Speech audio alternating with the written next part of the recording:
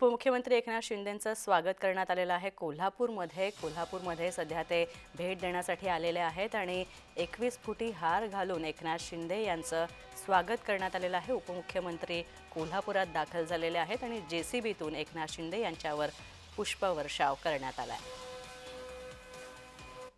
महाराष्ट्राचे उपमुख्यमंत्री आणि शिवसेनेचे नेते एकनाथ शिंदे आज गारगोटीमध्ये येत आहेत आणि गारगोटीमध्ये जाहीर सभा होऊन आहे, आभार दौरा आहे। त्याचबरोबर या ठिकाणी असणाऱ्या सर्व मुदा तिट्ट्यावर मी आता सध्या उभारले आहे। सर्व बाजूला पोस्टर्स आणि मोठे मोठे बॅनर्स उभारले आहेत। त्याचबरोबर सगळ्यात मोठा हार जेसीबीने घालण्यासाठी उपमुख्यमंत्री एकनाथ शिंदे यांचं स्वागत करण्यात आले आहेत। त्याचबरोबर ह्या गारगोटी भागातील जेवढे जेसीबी आहेत ते जेसीबी आज त्यांच्या स्वागताला पुष्पवृष्टी करण्यासाठी एकत्र आलेले आहेत। त्याचबरोबर कोल्हापुरातील सगळ्यात जास्त असणारे जेसीबी आणि मोठा हार आहे। आपल्याला बोलण्यासाठी अर्जुन आबिटकर साहेब, काय सांगाल, किती जेसीबी आहेत आणि कशी पुष्पवृष्टी करणार आहे?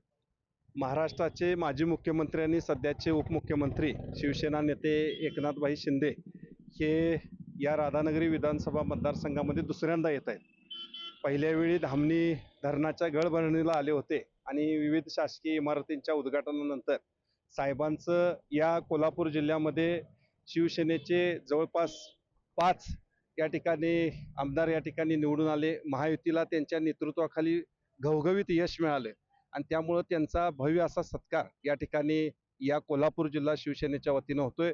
यासाठी जवळपास 80 जेसीबीच्या वतीने त्यांच्यावर पुष्पवृष्टी होणार आहे आणि त्याचबरोबर 21 फुटी हा मोठा हार त्यांच्या गळ्यामध्ये घालून त्यांचं स्वागत मोठ्या प्रमाणामध्ये शिवसैनिक करणार आहे। अमरसिंह पाटील, जय महाराष्ट्र, कोल्हापूर।